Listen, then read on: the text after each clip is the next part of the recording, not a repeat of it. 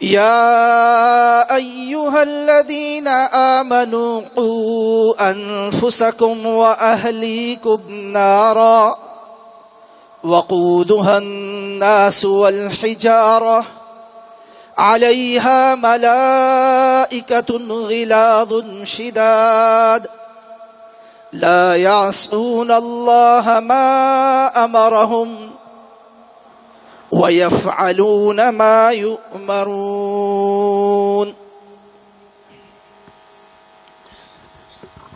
حضرات سے گزارش ہے کہ مسجد کے مرکزی ہال میں دائیں بائیں جو جگہ ہے اور بغلی ہال میں جو دائیں بائیں جگہ ہے پہلے اسے مکمل کر لیں تاکہ بعد میں آنے والوں کو زحمت نہ ہو۔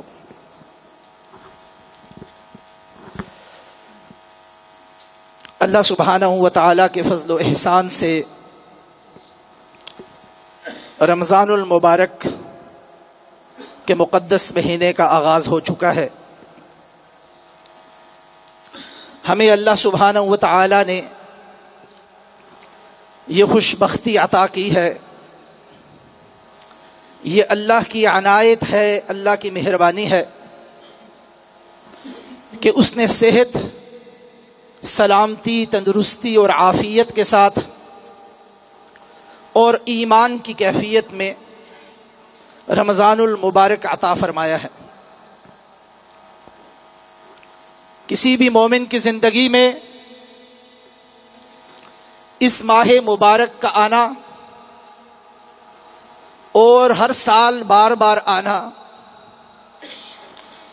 اس لحاظ سے اس کی بڑی خوش بختی ہے، خوش قسمتی ہے کہ اللہ سبحانہ و تعالی توبہ، استغفار اور معافی کے لیے اپنے اس بندے کو بار بار موقع فراہم کرتے ہیں۔ سچی بات تو یہ ہے کہ توبہ اور استغفار کرنا یہ اپنی جگہ ایک خوبی ہے، مگر توبہ اور استغفار کا موقع ملنا یہ اللہ سبحانہ و تعالی کی طرف سے ایک بڑی مہربانی اور ایک خاص مہربانی ہے۔ جنہیں توبہ کا موقع نہیں ملتا، استغفار کا خیال نہیں آتا، اپنے گناہوں اور اپنی معصیتوں کا ادراک نہیں ہوتا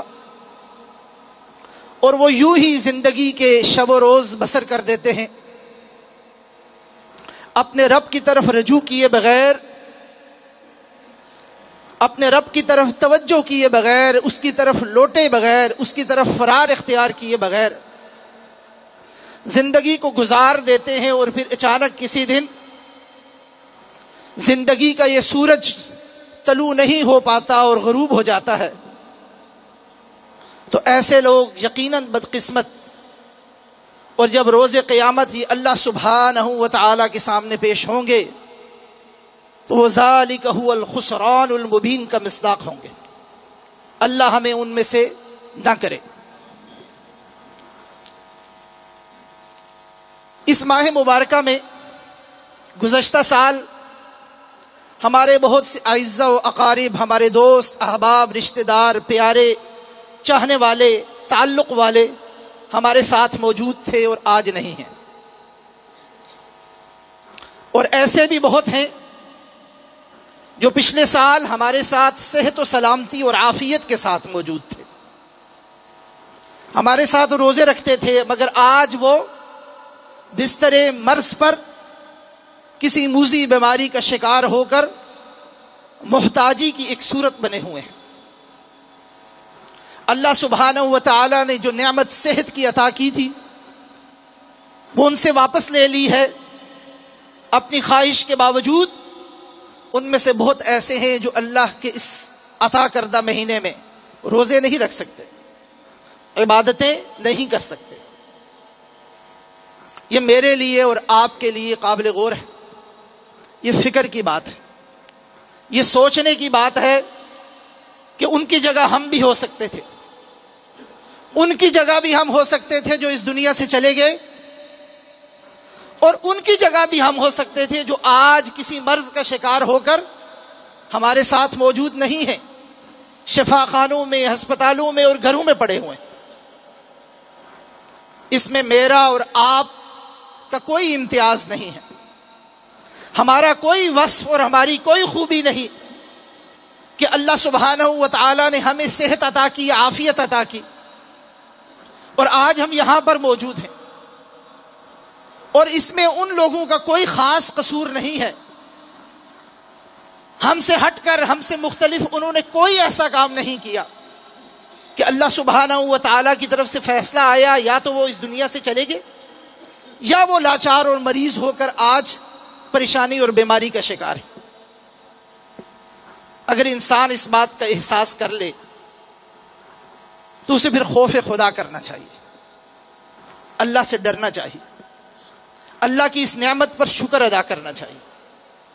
سب سے پہلے آئیے اس بات کا ادراک کر کے کہ ہماری طرح کے لوگ، بالکل ہماری طرح کا کام کرنے والے آج ہم میں موجود نہیں ہے یا بیمار ہیں، پریشانی کا شکار ہے، اور اللہ نے ہمیں بچا کے رکھا ہوا ہے۔ سب سے پہلے اس پر اللہ سبحانہ و تعالیٰ کا شکر ادا کیجیے۔ یہ اللہ کی بڑی نعمت ہے اور اس کے ادراک کی ضرورت ہے، اس کو محسوس کرنے کی ضرورت ہے، اس کے بارے میں غور و فکر کرنے کی ضرورت ہے۔ اور جب یہ ادراک انسان کو حاصل ہو جائے،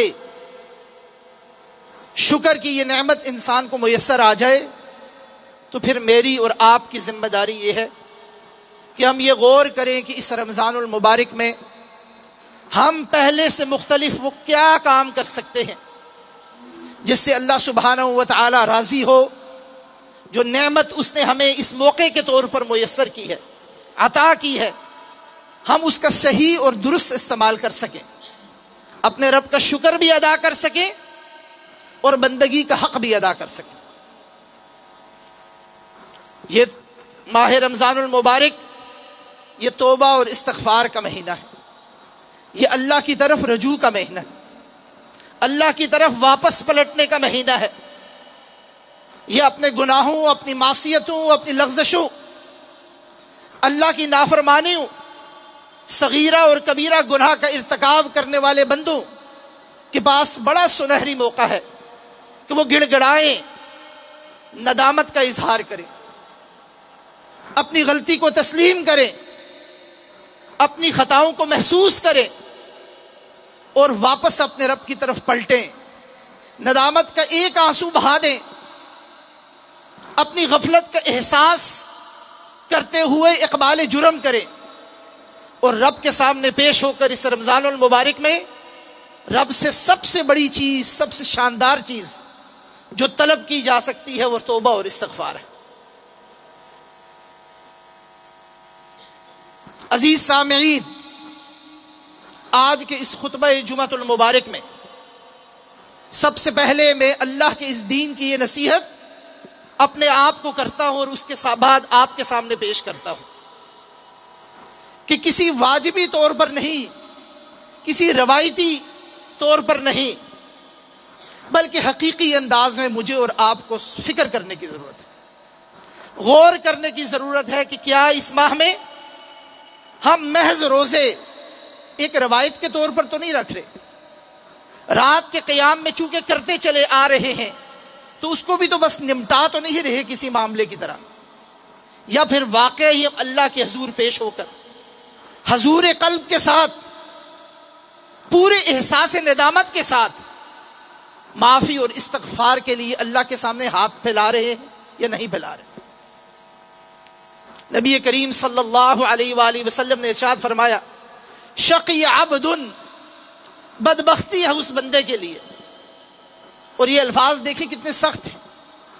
آپ صلی اللہ علیہ وآلہ وسلم کا عمومی پیرایا، آپ جو لہجہ اور زبان استعمال فرماتے تھے وہ بڑا مہربانی والا، بڑا نرم تھا، بڑا ملائم ہوتا تھا، مگر اس حدیث مبارکہ میں آپ صلی اللہ علیہ وآلہ وسلم نے شقی عبد، یعنی ایسا بندہ بدبخت، برباد ہو گیا، اس کا بخت خراب ہو گیا۔ کون سا بندہ ہے؟ ادرک رمضان فانسلخ منہ، جسے رمضان المبارک مل گیا، رمضان اس کی زندگی میں آ گیا اور گزر بھی گیا، جیسے آیا ویسے گزر گیا۔ ولم یغفر لہ، اور اس کو اللہ سبحانہ و تعالی کی طرف سے یہ توفیق نہیں ملی، اس نے اس بات کا احساس نہیں کیا کہ میں توبہ اور استغفار کر کے اللہ سبحانہ و تعالی سے کوئی معافی مانگ لوں، معافی طلب کر لوں. اور اسی مفہوم کی دیگر احادیث میں کچھ مختلف الفاظ ملتے ہیں. ایک جگہ ملتا ہے رغم انف، ایسے بندے کی ناک کٹ جائے جسے رمضان المبارک میسر آ جائے اور وہ اللہ سبحانہ و تعالی کے سامنے گڑ گڑا کے معافی نہ مانگ سکے، اپنے معاملے کو سیدھا نہ کر سکے، اپنی خطاؤں کو معاف نہ کروا سکے. رغم انف، ایسے شخص کی ناک کٹ گئی، پلے کیا بچ گیا؟ جس کو نبی کریم صلی اللہ علیہ وآلہ وسلم فرما رہے کہ اس کی ناک کٹ گئی، چہرہ اس کا دھول ہو گیا، وہ برباد ہو گیا. ایک تیسری حدیث مبارکہ میں الفاظ یہ ملتی ہے ایسا شخص مر گیا گویا کہ. یعنی یہ کیا زندگی ہے کہ انسان کو رمضان المبارک کا موقع میسر آئے اور اس میں وہ اللہ سبحانہ و تعالی کے سامنے ہاتھ پھیلا کر، دامن پھیلا کر، جھولی پھیلا کر معافی نہ مانگ سکے، استغفار طلب نہ کر سکے. ایسی زندگی شرمندگی ہے، یہ زندگی ہے ہی نہیں. ماتا، ایسا شخص مر گیا گویا کہ ہے ہی نہیں، اس کا ہونا نہ ہونا، اس کا وجود اور عدم وجود برابر ہے، وہ اس دھرتی کے اوپر محض ایک بوجھ ہے، اللہ کا بندہ کہلانے کا حق نہیں رکھتا. نبی کریم صلی اللہ علیہ وآلہ وسلم نے اسی لیے ارشاد فرمایا تھا، اور یہ حدیثیں تو آپ بار بار سنتے ہیں رمضان کی آمد پر، من قام رمضانا ایمانا واحتسابا غفر له ما تقدم من ذنبه. من صام رمضان ایمانا واحتسابا، کہ جس نے رمضان کے روزے اور رمضان کا قیام ایمان کی حالت میں اور اللہ سبحانہ و تعالی سے اجر حاصل کرنے کی نیت کے ساتھ کیا، اللہ سبحانہ و تعالی اس کو معاف فرما دیتے. کتنی بڑی صدا اللہ کی طرف سے آتی ہے، کتنی عظیم الشان کمٹمنٹ ہے. کیا اعلان فرما دیا کہ تم روزے رکھ لو، اللہ کے سامنے قیام کے لیے کھڑے ہو جاؤ، اس امید کے ساتھ کہ اللہ سبحانہ و تعالی معاف فرما دیں گے. اللہ سبحانہ و تعالی انشاءاللہ معاف کر دیں گے. کرنے والے تو بنو، اللہ کی طرف اپنی توجہ تو دو، اللہ کی طرف آؤ تو صحیح. جب اللہ سبحانہ و تعالی کی طرف آؤ گے نتیجہ یہ نکلے گا کہ اللہ سبحانہ و تعالی تمہیں معاف فرما دیں گے. اور ایک تیسری حدیث مبارکہ میں ارشاد فرمایا، اور یہ بھی مشہور حدیث آپ بار بار سن چکے ہیں، الصلوات الخمس والجمعۃ الی الجمعہ، 5 نمازیں اور ان کے درمیانی وقفہ، والجمعۃ الی الجمعہ، ایک جمعے سے دوسرے جمعے کے درمیان، ورمضان الی رمضان، اور ایک رمضان سے دوسرے رمضان کے درمیان، مکفرات ما بینہن، ان کے درمیان کیا ہوتا ہے؟ جب انسان ایک نماز سے دوسری، دوسری سے تیسری، تیسری سے چوتھی، چوتھی سے 5ویں، اور ایک جمعہ پڑھتا ہے اور اس کے بعد پھر دوسرا جمعہ پڑھتا ہے، ایک رمضان کے بعد دوسرے رمضان کے روزے رکھتا ہے، مکفرات ما بینہن، اللہ سبحانہ و تعالی اس دوران وہ جتنے بھی گناہ کرتا ہے سب معاف فرماتے ہیں، یہ کفارہ بن جاتا ہے. کتنی عظیم، یعنی مانگنے کی بھی بالالتزام ضرورت نہیں، عمل کی ضرورت ہے کہ انسان اپنے عمل سے ثابت کرے، یا اللہ میں تیرا بندہ ہوں، میں تیرا باغی اور سرکش نہیں ہوں، اسی لیے مسجد میں حاضر ہو جاتا ہوں، نمازیں پڑھتا ہوں، اسی لیے جمعے کے اجتماع کا حصہ بن جاتا ہوں، اسی لیے رمضان المبارک میں مسجد کی رونقیں بڑھا دیتا ہوں، میں تیرا بندہ ہوں، اس تمام خطاؤں کے باوجود واپس پلٹ کے تیری طرف آتا ہوں. بس انسان جب اپنے عمل سے یہ ثابت کرتا ہے تو اللہ سبحانہ و تعالی مکفرات ما بینہن، جو کچھ درمیان میں اس نے کیا ہوتا ہے، اذا اجتنب الکبائر، بس ایک شرط ہے کہ ان گناہوں کی نوعیت جو خود ہی کفارات بن کے ختم ہو جاتے ہیں، ان کی نوعیت یہ نہیں ہونی چاہیے کہ انسان نے کبیرہ بڑے گناہوں کا ارتکاب کیا ہو. اس کے لیے کیا شرط ہے؟ اس کے لیے شرط یہ ہے کہ استغفار، توبہ، اور پھر جس کا حق مارا ہے اس کا حق اس کو واپس دیا جائے. بہنوں کا اگر حق کھایا ہوا بھائیوں نے، باپوں نے بیٹیوں کا حق مارا ہوا ہے، کاروبار میں کسی شریک کو دھوکہ دیا ہوا ہے، سرکاری دفتر میں کام کرتے ہوئے کسی کو ناحق ستایا ہوا ہے، کسی پر ظلم اور جبر کیا ہوا ہے، کسی کی زمین اور پلاٹ پر قبضہ کیا ہوا ہے، ظلم اور جبر ایسا کیا ہوا ہے، کسی کو قتل کیا ہے، کسی کے قتل کی سازش کی ہے، کسی پر تہمت لگائی ہے، زنا کرنے کی کوشش کی ہے، غرض یہ کہ اس قسم کے بڑے گناہ کیے ہیں، تو نتیجہ کیا نکلے گا؟ اس کے لیے اللہ سبحانہ و تعالیٰ کے پاس معافی کی گنجائش موجود ہے۔ ایسا نہیں ہے کہ ان کبائر کا ارتکاب کر لیا تو اب دروازہ بند ہو گیا، نہیں، یہ میرے اور آپ کے لیے بڑی خوشخبری ہے۔ اتنے بڑے بڑے گناہ کرنے کے بعد، ایسی بڑی بڑی نافرمانیاں کرنے کے باوجود، حدود اللہ کو پامال کرنے کے باوجود، اللہ سبحانہ و تعالیٰ کے پاس معافی کی گنجائش موجود ہے، مگر اس معافی کے لیے محض مسجدوں میں آنا، محض ایک رمضان سے دوسرے رمضان اور ایک جمعے سے دوسرے جمعے، یا انسان ان عبادات کے لیے وضو کرنے کی کیفیت کے بعد سمجھ بیٹھے کہ معاف ہو گیا، ایسا نہیں، اس کے لیے کچھ اور بھی کرنا پڑے گا۔ اس کے لیے زبانی معافی بھی مانگنی پڑے گی، قولی معافی بھی مانگنی پڑے گی، فعلی اور عملی معافی بھی مانگنی پڑے گی۔ رمضان المبارک کا پیغام ہمارے لیے یہ ہے کہ ہم توبہ اور استغفار کے اس پیغام کو سمجھیں اور اس کے لیے تیاری کریں اور اللہ کی طرف رجوع کریں۔ قرآن کریم میں اللہ سبحانہ و تعالیٰ نے اسی لیے ارشاد فرمایا، قل یا عبادی الذین اسرفوا علی انفسہم لا تقنطوا من رحمت اللہ ان اللہ یغفر الذنوب جميعا انہ هو الغفور الرحیم۔ کیا صدا لگائی ہے، قل یا عبادی الذین اسرفوا علی انفسہم۔ نبی کریم صلی اللہ علیہ وسلم کو کہا گیا آپ اعلان فرما دیں، یا عبادی الذین اسرفوا، اے میرے بندو، اسرفوا علی انفسہم لا تقنطوا من رحمت اللہ، یہ جو تم نے اپنے آپ کو ضائع اور برباد کر دیا نا، مجھے بھول بیٹھے، اللہ کو بھول بیٹھے، دین کو بھول بیٹھے، بس اپنی من مرضی کے مطابق زندگی بسر کر رہے ہو، اس دنیا کی عیش و مستی میں بس مبتلا ہو۔ اسرفوا علی انفسہم لا تقنطوا من رحمت اللہ، تم بھی اللہ کے بندے ہو، یہ مت سمجھنا کہ اللہ سبحانہ و تعالیٰ نے تمہیں چھوڑ دیا۔ لا تقنطوا من رحمت اللہ، اللہ کی رحمت سے مایوس مت ہونا۔ یہ رمضان المبارک ہے، یہ بڑا عظیم الشان مہینہ ہے۔ وہ لوگ جنہوں نے سارا سال معصیتیں کی ہیں، گناہ کیے ہیں، دھوکے اور فراڈ کیے ہیں، غلط کام کیے، اور ہم میں سے ہم سب کو معلوم ہے کہ ہم نے کیا کیا کیا ہے، ایسے ایسے کام کیے ہیں کہ سوچتے وہ بھی شرم آتی ہے اور حیا آتی ہے، مگر اس کے باوجود لا تقنطوا من رحمت اللہ، اللہ سبحانہ و تعالیٰ کی رحمت موجود ہے، مایوسی کی کوئی بات نہیں، اللہ کی طرف آؤ تو صحیح، اللہ کی طرف پلٹو تو صحیح۔ ان اللہ یغفر الذنوب جميعا انہ هو الغفور الرحیم، اللہ سارے گناہ معاف فرما دیتے، سب گناہ، کبیرہ ہو، صغیرہ ہو، اعلانیہ ہو، چھپا ہوا ہو، سب اللہ معاف فرما دے گا۔ شرط یہ ہے مانگو تو صحیح نا، اللہ کی طرف آؤ تو صحیح، اللہ کی طرف توجہ تو کرو۔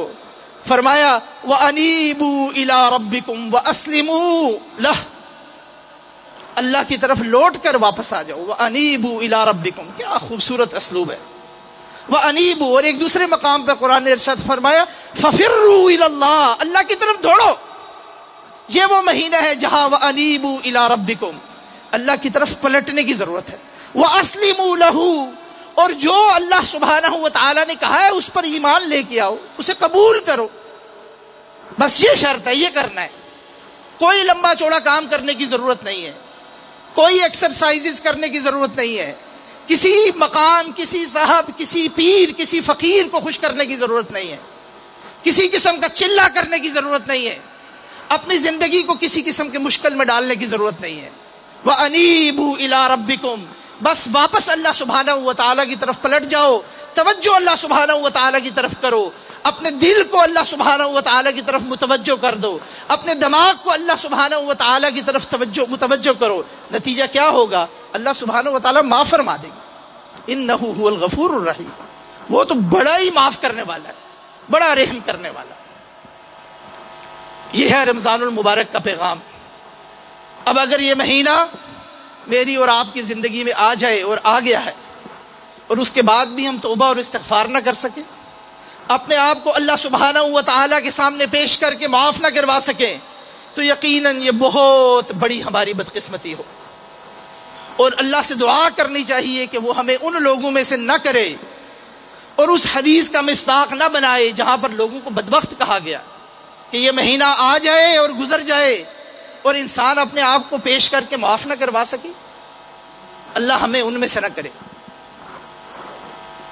رمضان المبارک کا پیغام یہ ہے جو میں نے اور آپ نے کرنا ہے عملی طور پر کام، وہ یہ ہے کہ ہم اپنے دل کو، اپنے دماغ کو، اپنے وجود کو، اپنے افکار کو، اپنے اعمال کو اللہ سبحانہ و تعالیٰ کے سامنے پیش کریں، اور وہاں پیش کرنے کے بعد اللہ سے دعا کریں، اللہ سے طلب کریں، اللہ سے مانگیں، یا اللہ جو خالص تھا اسے قبول فرما، جس میں کھوٹ تھا یا اللہ معافی دے دے، اس کی اصلاح کر دے، اور جس میں نافرمانی تھی یا اللہ ہم تجھ سے کمٹمنٹ کرتے ہیں، آج سے دعا ہے کہ آئندہ نہیں کریں. اخلاص، خلوص نیت کے ساتھ اللہ سبحانہ و تعالیٰ سے اس رمضان میں یہ مانگ لے، ساری باقی دعائیں اس دعا سے کم تر ہیں، ساری باقی ہماری طلبات اس طلب کے مقابلے میں کچھ بھی نہیں. اللہ نے معاف کر دیا تو روز قیامت کیا ہوگا؟ فمن زحزح عن النار وادخل الجنة فقد فاز. اللہ سبحانہ و تعالیٰ آگ سے بچا لیں گے، وادخل الجنة فقد فاز، اور اپنی جنتوں میں داخل کر دیں گے، اور یہ اصل کامیابی ہے. یہ جو اللہ سبحانہ و تعالیٰ سے ہم جو باقی چیزیں مانگتے ہیں نا، یہ بھی اللہ ہی سے مانگنی ہے، اور کس سے مانگیں گے؟ مگر اپنی دعاؤں میں ہمیں طلب کے عالی مقام تک بھی جانا چاہیے. یہ ہمیشہ اور ہمہ وقت اللہ کے سامنے ہاتھ پھیلانا، جھولی پھیلانا، یا اللہ مجھے یہ بھی دے دے، مجھے گھر بھی دے دے، مجھے پلاٹ بھی دے دے، مجھے نوکری بھی دے دے، روپیہ بھی دے دے، پیسہ بھی دے دے، ایک گھر مل گیا دوسرا دے دے، میرے بچے کو ملازمت دے دے، بچی کا شادی کروا دے، فلاں. یہ سب اللہ سے مانگنا ہے. یہ انسان کی طلب اللہ کے علاوہ جا ہی نہیں سکتی کسی جگہ، اللہ ہی سے مانگنا ہے. مگر اللہ کے بندوں اور بندیوں، کبھی اللہ سے توبہ اور استغفار بھی مانگنا چاہیے. ہماری طلب میں وہ عالی مقام بھی آنا چاہیے، وہ اونچا مقام بھی آنا چاہیے جب ہم اللہ سے اللہ کی خوشنودی مانگ رہے ہیں، اللہ سے اللہ کی محبت طلب کر رہے ہیں، اللہ سے اللہ کی معیت اور اس کے ساتھ طلب کر رہے ہیں، اللہ سبحانہ و تعالی سے اس کا تقوی طلب کر رہے ہیں، اللہ سبحانہ و تعالی سے معافی اور استغفار طلب کر رہے ہیں. یہ بھی تو کرنے والے کام ہیں نا. تو دعا کے لیے جب بھی ہاتھ پھیلائیں، توبہ اور استغفار سے اپنی دعا کا ابتدا کریں. رمضان المبارک دعاؤں کا مہینہ بھی ہے. اس ماہ میں ہم بڑا اہتمام کرتے ہیں، خود بھی دعائیں کرتے ہیں، دوسروں سے بھی دعائیں کرواتے ہیں.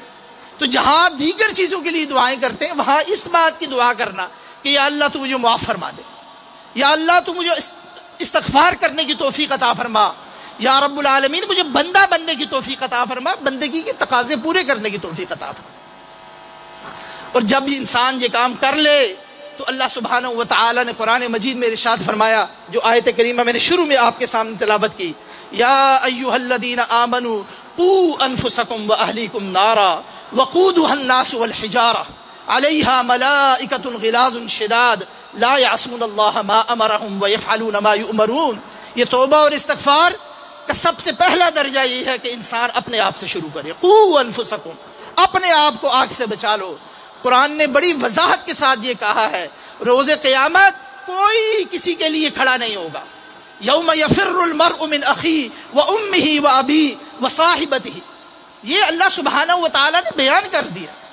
وہاں نہ ماں باپ ایک دوسرے کے کام آئیں گے، اولاد کے کام آئیں گے، نہ میاں بیوی کے کام آئے گا، نہ بیوی میاں کے کام آئے گی، نہ کوئی ساتھ دینے والا صاحب کسی دوسرے کے کام آئے گا. وہ ایسا نفسا نفسی کا دن ہوگا. وہاں ہر انسان کو اپنا نامہ اعمال پیش کرنا ہوگا، ہر شخص کا انفرادی اور انڈیویجول محاسبہ ہوگا. وہاں یہ بہانے نہیں چلیں گے کہ فلاں کی وجہ سے، فلاں کے ساتھ کی وجہ سے، فلاں گروپ اور فلاں جماعت کی طرف سے، فلاں حزب اور فلاں جمعیت کی وجہ سے میں نے یہ کام کر لیا، تو ان کے ساتھ میرا معاملہ فرما دے. نہیں، اللہ نے عقل دے رکھی ہے، اللہ نے شعور دے رکھا ہے. جیسے اللہ کی دی ہوئی نعمتوں کے ساتھ ہر شخص اپنا کھانا خود کھاتا ہے. یہ نہیں کہتا کہ یہ رزق جو ہے فلاں نے کھا لیا میرے لیے بھی کفایت کر گیا. اپنی پوشاک خود پہنتا ہے، اپنا مال خود جمع کرتا ہے اور اس کی حفاظت کرتا ہے. اسی طرح اپنے ایمان کی بھی خود حفاظت کرنا. قوا انفسکم، سب سے پہلا درجہ استغفار کا یہ ہے کہ اپنے آپ کو آگ سے بچا لو. یا ایھا الذین آمنوا علیکم انفسکم لا یضرکم من ضل اذا اہتدیتم. قرآن مجید میں اللہ سبحانہ و تعالی نے ایک دوسرے مقام پر ارشاد فرمایا، علیکم انفسکم، اے ایمان والو اپنا اپنا خیال کرو. جسے ہم کہتے ہیں نا اپنے تے رہنا، اپنا اپنا سب سے پہلے خیال کرو. جہاز میں جو لوگ بیٹھتے ہیں نا، جب آپ لوگ جہاز میں جائیں بیٹھتے ہیں تو اعلان ہوتا ہے، سیفٹی میئرز کا اعلان کیا جاتا ہے. تو سب سے پہلے کہتے ہیں کہ اگر کوئی ایمرجنسی کی صورتحال ہو تو سب سے پہلے آکسیجن کا ماسک خود پہننا ہے. اگر ساتھ کوئی بچے بھی ہوں تو ان کو بھی بعد میں پہنانا ہے. کیوں؟ وہ خود بچو گے تو کسی کی حفاظت کر سکو گے نا. یہ دنیاوی معاملات میں اگر خود بچو گے پھر کسی کی حفاظت کر سکو گے. اپنا ایمان بچاؤ. سب سے پہلے علیکم انفسکم، اپنے ایمان کی فکر کرو، اپنا ایمان بچاؤ. قو انفسکم، اپنے آپ کو آگ سے بچاؤ. اس لیے کہ خود بچ گئے تو ساتھ والوں کو بچنے کا احتمال ہے. ان کو نصیحت کر سکو گے، ان کو واعظ کر سکو گے، ان کو اپنے ساتھ لے کے جنت کے دروازے تک جا سکو گے. خود نعوذ باللہ من ذالک اگر جہنم کے دہانے پر پہنچ گئے تو ساتھ والوں کی تم نے کیا مدد کرنی. قو انفسکم. اس رمضان المبارک میں سب سے بنیادی اور اہم بات یہ ہے کہ میں اور آپ اس بات کا اہتمام کریں کہ اپنے آپ کو ہم نے اس ماہ مبارک میں اللہ سبحانہ و تعالی سے دعا کر کے، استغفار کر کے، توبہ کر کے جہنم سے نکالنا ہے. یہ پروانہ انشاءاللہ ہم نے اللہ سبحانہ و تعالی سے اپنے عمل اور اپنے قول اور اپنی دعا کے زور پر اللہ سبحانہ و تعالی سے لے کر اس مہینے کو رخصت کرنا ہے کہ یا اللہ تو نے ہمیں معاف فرما دیا، ہم نے تجھ سے توبہ کی، استغفار کیا، تجھ سے سچی صدق دل کے ساتھ تجھ سے توبہ اور استغفار کی، جس کے نتیجے میں تو ہمیں معاف فرما دے گا انشاءاللہ. قو انفسکم، یہ بڑی اہم بات ہے. اور اس کے بعد کیا ہے؟ توبہ کا دوسرا اور استغفار کا دوسرا درجہ، وَأَهْلِيكُمْ نَارًا، اور اپنے اہل خانہ کو بھی آگ سے بچاؤ. اپنے آپ کو آگ سے بچانے کے بعد اگر کیفیت گھر کی یہ، تمہاری رعیت کی یہ ہے، کلکم راع وکلکم مسئول عن رعیتہ، تم میں سے ہر شخص نگہبان ہے اور اس کی نگہبانی اور رعیت کا ایک دائرہ ہے. اگر تم گھر میں ہو تو تم گھر کے ذمہ دار ہو، وہ تمہاری رعیت ہے. اور اگر تم کسی آرگنائزیشن کے سربراہ ہو، اگر کسی ادارے کے سربراہ ہو تو وہ تمہاری رعیت ہے. اگر تم کسی ملک کے سربراہ ہو تو وہ تمہاری رعیت ہے. اللہ سبحانہ و تعالیٰ نے ہر شخص کے دائرہ کار مقرر فرمائے.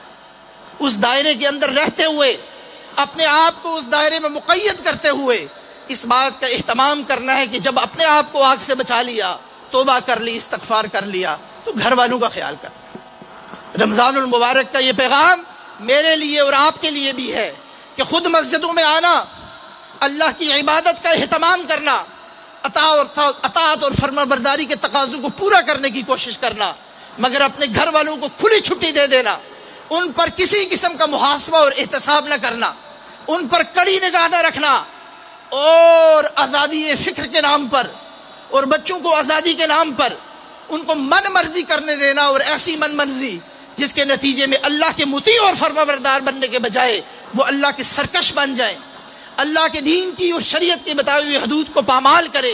اس کی ذمہ داری اور عذاب روز قیامت ان تک تو پہنچے گا ہی پہنچے گا، مگر یہ شخص بھی محفوظ نہیں رہے. قو انفسکم واہلیکم نارا، اپنے گھر والوں کو آگ سے بچاؤ. جو شادی شدہ ہیں وہ اپنی بیویوں کو آگ سے بچائیں. خود شریعت پر عمل کرنا اور اپنے گھر والوں کو شریعت کی قدغنوں پر عمل، شریعت کے احکامات پر عمل کرنے سے روکنا یا اس بارے میں پوچھنا بھی نہیں. یہ کون سا دین ہے؟ یہ بازاروں میں اور مارکیٹوں میں اور معاشرے میں عام چلن ہم نے دیکھ لیا کہ بندہ نمازیں پڑھنے والا ہے، شریعت کے احکامات پر عمل کرنے والا ہے، اللہ نے صورت اور سیرت شریعت کے تقاضوں کے مطابق دی ہے، مگر ساتھ جس بیوی کو، جس اہلیہ کو لے کر گھوم رہا ہے بے پردہ، اللہ سبحانہ و تعالیٰ کی طرف سے عائد کردہ حدود کی ہر روز ہمہ وقت پامالی کر رہی ہے. اگر وقتی طور پر کسی مصلحت کے تحت یہ معاملہ ہے تو اللہ معاف کرنے والا ہے، مگر ساری زندگی کا یہ معاملہ بن جائے، ساری زندگی کا یہ چلن بن جائے کہ گھر میں بچیاں اور خواتین ہر قسم کی اسلامی حجاب اور پردے کے احکامات کی دھجیاں بکھیر رہی ہے، مگر اس حاجی صاحب، قاری صاحب، مولوی صاحب، علامہ صاحب، شیخ صاحب، چودھری صاحب کو کچھ ہوتا ہی نہیں ہے. یہ کیا ہے؟ یا ایھا الذین آمنوا قوا انفسکم واہلیکم نارا، اپنے آپ کو بھی آگ سے بچاؤ اور اپنے گھر والوں کو بھی آگ سے بچاؤ. اور سب سے اہم معاملہ اور نازک معاملہ اہل خانہ کے حوالے سے اولاد کی تربیت کا. یہ بہت بڑی ذمہ داری اللہ سبحانہ و تعالی نے ہم پر ڈالی ہے. اپنی اس اولاد کے لیے ان کے ویلفیئر کے نام پر، ان کی تعلیم کے نام پر، ان کی تربیت کے نام پر، ان کے بہتر مستقبل کے نام پر، ان کے روزگار کے نام پر ہم کیا کیا پاپڑ نہیں بیلتے. مہنگے ترین سکولوں میں اپنے بچوں کو داخل کرواتے ہیں. وہ لوگ جو ابھی خط غربت میں رہتے ہیں وہ بھی، جو middle class, lower middle class میں، وہ بھی اپنے پیٹ کو کاٹ کر، اپنے اخراجات کو روک کر.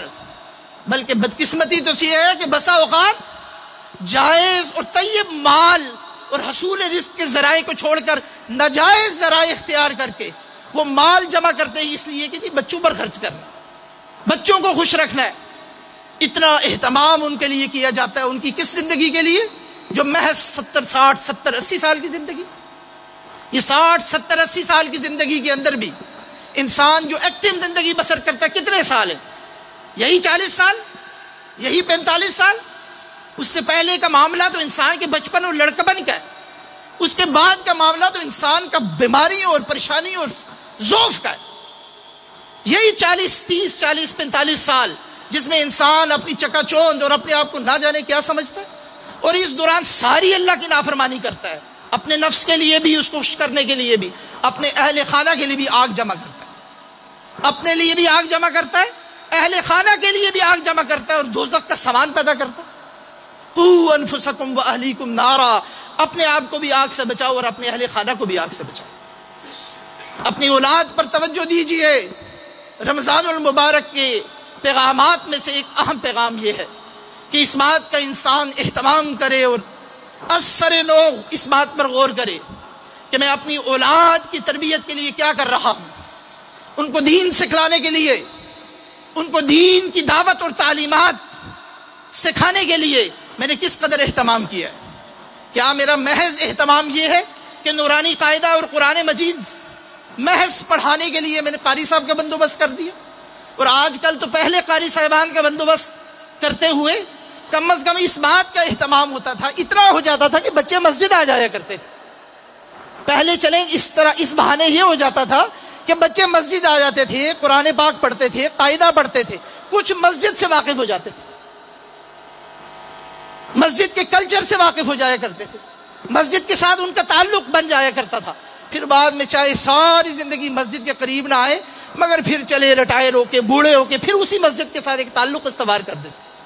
اب ہم نے کیا کر دیا ہے؟ یہ قرآن پڑھانے والے بھی آن لائن، قرآن پڑھنے والے بھی آن لائن.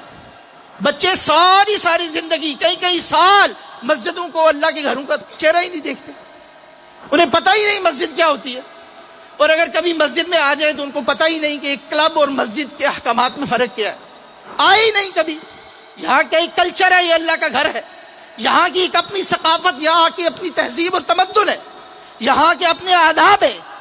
مگر یہ آداب، تہذیب اور ثقافت اور تمدن، یہ رنگ، یہ اسی شخص پر چڑھے گا نا جو شخص یہاں آئے گا. غور فرمائیے رمضان المبارک کے دوران کہ ہم نے اپنی اولادوں کے ساتھ کیا کر دیا. کیا اللہ کے گھروں کے ساتھ ان کو جوڑ رہے کہ نہیں جوڑ رہے؟ یہ بات یاد رکھے، اور میں پوری ذمہ داری سے یہ بات کہہ رہا ہوں. آج جس معاشرے میں اور جس حالات میں پاکستان میں ہم جی رہے ہیں، اپنے ایمانوں کو بچانے کا سب سے مؤثر ذریعہ اللہ کا یہ گھر ہے. آپ چاہے کتنے پروپیگنڈے اخباروں میں پڑھیں یا میڈیا میں دیکھیں، اللہ کے ان گھروں میں آج بھی خیر ہے، کل بھی خیر تھی، اور روز قیامت تک خیر رہے گی. جو شخص اپنے ایمان کو بچانا چاہتا ہے، اس ایمان کی نشو و نما چاہتا ہے، اس کی بالیدگی اور نمو چاہتا ہے، تو اس کا سب سے مؤثر ذریعہ یہ ہے کہ اللہ کے گھروں میں آیا جائے، اللہ کے گھروں کو آباد کیا جائے، اللہ کے گھروں میں حاضری دی جائے، یہاں پر وقت بتایا جائے، یہاں خدمت کی جائے. اس سے اللہ لوگوں کے نصیب جگاتا ہے. اس سے اللہ پوری جنریشنز کے اور پوری نسلوں کے نصیب جگا دیتا ہے. مگر یہ بات سمجھنے کی ہے نا. اگر انسان کو سمجھ میں آئے یہ برکت کا ایلیمنٹ، برکت جسے ہم کہتے ہیں نا، برکت نہیں ہے جی آج کل، نہ اوقات میں برکت، نہ مال میں برکت، نہ ہمارے فیصلوں میں برکت. وقت کا پتہ نہیں چلتا، مال کا پتہ نہیں چلتا، جو فیصلے کرتے ہیں غلط ہو جاتے ہیں. بڑا ٹھونک بجا کے لوگ کہتے ہیں کہ جی بچوں کے رشتے کیے تھے، 6 ماہ سال نہیں گزرا تو طلاقیں ہو گئی. ہوتا ہے کہ نہیں ہوتا؟ ہم تو روز کورٹ کچہریوں کے لوگوں کو پڑھتے پڑھاتے ہیں، دیکھتے ہیں. خطرناک حد تک معاشرے کے اندر یہ بربادی پھیل رہی ہے. یہ ہمارے فیصلوں میں عدم برکتی ہے, یہ ہمارے فیصلوں کی بے برکتی ہے. کیوں ہمارے فیصلوں میں یہ بے برکتی آ رہی ہے؟ اس لیے کہ ہم نے اللہ کے گھروں سے تعلق کو توڑ دیا. وہ وزڈم، وہ حکمت، وہ تدبر جو انسان کو اللہ کے گھروں سے آ کے حاصل ہوتی ہے، یہاں پر رہنے والے لوگوں سے تعلق کی وجہ سے پیدا ہوتی ہے. وہ کسی کتاب میں، کسی اسکول میں، کسی مدرسے اور یونیورسٹی میں نہیں پڑھائی جاتی. یہ ایک محسوس کرنے والی چیز ہے جسے وہی محسوس کرتا ہے جسے یہ نعمت میسر آ جائے. رمضان المبارک میں اس بات کا اہتمام کرنا چاہیے کہ یا اللہ، ہم پہلے جو ہو گیا وہ ہو گیا، آئندہ اپنی اولاد کو انشاءاللہ تیرے گھر کے ساتھ جوڑیں گے. ان کی تعلیم اور تربیت میں اس بات کا اہتمام کریں گے کہ وہ محض نورانی قاعدہ اور قرآن کریم آن لائن پڑھنے کے بجائے اس قرآن کے ساتھ اصل اور حقیقی تعلق قائم کر سکیں. اس بات کا اہتمام کریں کہ میرے اور آپ کے بچے ایک خاص عمر تک پہنچنے تک کم از کم قرآن مجید کو ترجمے کے ساتھ، مختصر تفسیر کے ساتھ پڑھنے کے قابل. دل پہ ہاتھ رکھ کے بجائے ہم میں سے کتنوں نے اس بات کا اہتمام کیا؟ یہ بہت بڑی لغزش ہے، بہت بڑی کوتاہی ہے. یہ اس معاشرے کی سطح پر کوتاہی ہو رہی ہے. اور اس سے جڑی ہوئی بات قوا انفسکم واہلیکم نارا، کہ اپنے گھر والوں کو آگ سے بچاؤ. گھر والوں کو آگ سے بچانے میں یہ مفہوم بھی شامل ہے کہ جس طرح اپنے بچوں کی نگہبانی اور تربیت کرو، اپنی خواتین اور بچیوں کو بھی مسجدوں میں لے کر آؤ. یہ بڑی بدقسمتی ہے کہ ہم نے خیر کے ایک بہت بڑے منبع سے، خیر کے ایک بہت بڑے مرکز یعنی مسجد سے خواتین کے اس تعلق کو بالکل لا تعلق کر کے توڑ کر رکھ دیا. فقہی موشگافیوں کے نام پر، فقہا کے متروک اقوال کے نام پر پاکستان میں بدقسمتی سے ایک ایسی کیفیت پیدا کر دی کہ اللہ کی بندیاں اللہ کے گھروں میں نہیں آ سکتی. اور جب اللہ کی بندیاں اللہ کے گھروں میں عبادت کے لیے آئیں تو ہم فوراً فتویٰ بازیاں شروع کر دیتے. ہمارے علماء کو بھی خدا کا خوف ہونا چاہیے، اللہ سے ڈرنا چاہیے. کسی کی حنفیت میں پوری ذمہ داری سے کہہ رہا ہوں، کسی کی حنفیت، کسی کی شافعیت اور کسی کی مالکیت اور کسی کا اپنا فقہی مذہب اور مسلک محض اس وجہ سے ٹوٹ نہیں جائے گا کہ اللہ کی بندیاں مسجد میں آ جائیں گی. یہی ہمارے احناف ساتھی اور دوست، ہمارے بھائی، ہمارے پیارے، ہمارے دلوں میں رہنے والے ساتھی دنیا کے جس مقام پر جائیں وہاں مسجدیں تعمیر کرتے ہیں، خواتین کے ہال تعمیر کرتے ہیں. وہاں تو کوئی فقہی مذہب مسلک خطرے میں نہیں پڑتا. پاکستان میں اگر آپ اس بات کا اہتمام کر دیں، اس بات کی صدا بلند کرے کہ اللہ کی بندیوں کے لیے اللہ کے گھروں کے دروازوں کو کھولا جائے، تو فتووں کی بارش ہونا شروع ہو جاتی. یہ پوری نسل ہماری جو برباد ہو رہی ہے، دینی تعلیم سے بہرہور نہیں، آشنا نہیں، اس کی بہت بڑی ذمہ داری یہ ہے کہ جب گھروں میں رہنے والی خواتین کو نہیں معلوم کہ اللہ کا پیغام کیا، اللہ کے گھر میں ہوتا کیا ہے، مسجدوں میں ہوتا کیا ہے، تو اپنی اولاد کی خاک تربیت کریں. خدا را اس معاملے کو کسی قسم کی فرقہ واریت کی اینک سے دیکھنے کی کوشش مت کریں. کوئی مفتی، کوئی مولوی، کوئی عالم، کوئی مذہبی پیشوا اگر آپ کو یہ مسئلے بتاتا ہے تو جیسے زندگی کے 20 اور معاملات میں آپ ان کی بات سنی انسنی کر دیتے ہیں، اس معاملے میں ان کی بات سنی انسنی کریں. اپنی خواتین کو اور بچیوں کو ساتھ لے کے مسجدوں کی دہلیز پر آئیں. یہاں انشاءاللہ صرف اور صرف خیر کی بات ان کے کانوں میں پڑے گی. جب ان خواتین کی اور بچیوں کی تربیت ہوگی تو آپ کی اگلی نسلیں محفوظ ہوں گی. یہ ایک بہت بڑی سازش ہے، یہ ایک بہت بڑی لا علمی ہے، یہ ایک بہت بڑی کوتاہی ہے کہ خواتین کو ہم نے مسجدوں سے کاٹ کے رکھ دیا. جب اللہ کی بندیاں اللہ کے گھروں میں نہیں آتی، نہ ہم آنے دیتے، نتیجہ یہ نکلتا ہے کہ معاشرے میں محض فساد، معاشرے میں فحاشی اور عریانی، معاشرے میں اللہ کی نافرمانی کا چلن عام ہوتا جا رہا ہے. اس رمضان المبارک میں ان تقاضوں کو پورا کرنے کی ضرورت ہے. اس رمضان المبارک میں ان تعصبات سے ہٹنے کو اور ان کو توڑ کر ان سے بالا تر ہونے کی ضرورت ہے. قوا انفسکم واہلیکم نارا. اور اپنے نوجوان بچوں اور بچیوں کو یہ بات بھی بتائیے کہ دین کے تقاضوں میں سے سب سے بڑا تقاضا یہ ہے کہ اللہ سبحانہ و تعالیٰ کی وحدانیت اور دین اسلام میں اللہ کی مرکزیت کو سمجھا جائے. یہ سارا دین بنیادی طور پر اللہ سبحانہ و تعالیٰ کے تعارف پر مشتمل ہے. اور اس کے لیے اگر کوئی لمبا چوڑا اہتمام نہیں کر سکتے تو سورہ لقمان کھول کر جب لقمان اپنے بیٹے کو نصیحت کر رہے تھے تو وہ نصیحتیں اپنے بچوں کو اپنے سامنے بٹھا کے وہ نصیحتیں قرآن مجید میں سے پڑھ کر اس کا سادہ ترجمہ اپنے بچوں کے سامنے پیش کیجیے. یہ کم از کم ذمہ داری تو اس رمضان المبارک میں ہم پوری کر سکتے.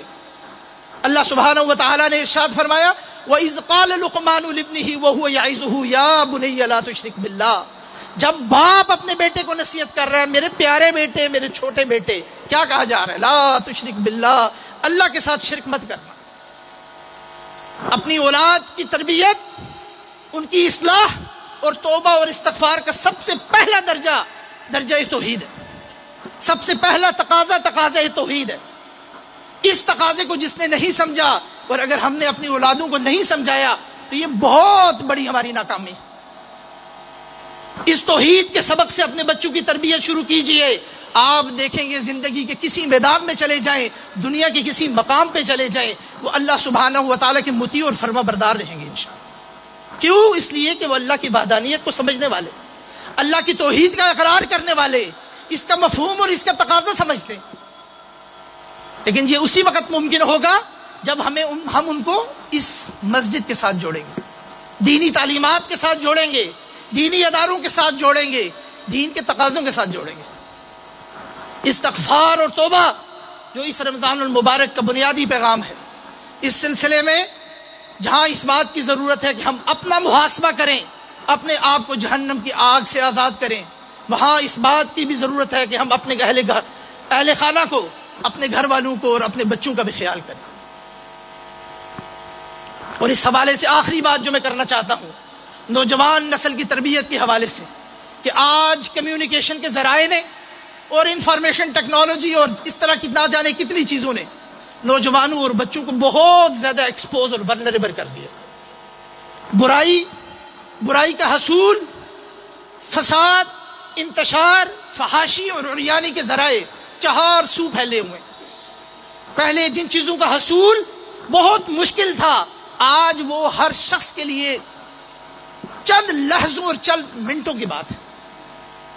آپ کسی ٹیکنالوجی کو روک کر بچوں کو موبائلوں کو کتنی مرتبہ چیک کریں گے، ان کی اسکرینوں کو کتنی مرتبہ بند کریں گے، کتنی ان کے اوپر نگرانی کریں گے؟ کوئی نگرانی کام کرنے والی نہیں ہے، صرف ایک نگرانی کام آئے گی اور وہ ہے خوف خدا. بچوں کی تربیت کریں، ان کو بتائیں کہ اللہ کا خوف کیا ہوتا ہے. جب دنیا میں کوئی نہیں دیکھ رہا ہوتا تو اللہ سبحانہ و تعالیٰ دیکھ رہا ہوتا ہے. انسان جلوت میں ہو، خلوت میں ہو، اللہ سبحانہ و تعالیٰ دیکھنے والا ہے. جیسے آن لائن سرویلنس ہوتی ہے، آپ کی کوئی چیز پرائیویٹ نہیں ہے، اسی طرح اللہ سبحانہ و تعالیٰ نے ایک سرویلنس کا بہت بڑا مرکزی نظام قائم کیا ہوا جو ہمارے تصور سے بھی ماورا ہے.